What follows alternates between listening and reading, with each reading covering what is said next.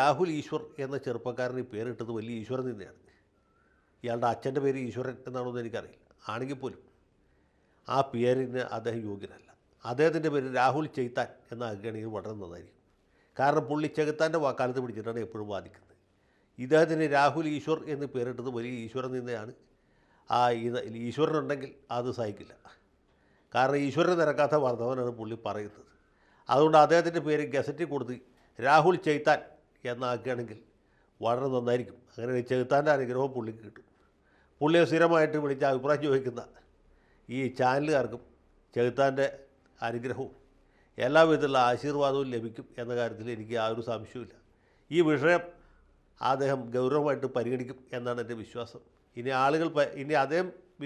അദ്ദേഹം പരിഗണിച്ചില്ലെങ്കിലും നാട്ടുകാർ അദ്ദേഹത്തിൻ്റെ പേര് ഈ രീതിയിൽ പരിഷ്കരിക്കുന്നത് വളരെ നന്നായിരിക്കും എന്നാണ് എൻ്റെ എളിയ അഭിപ്രായം.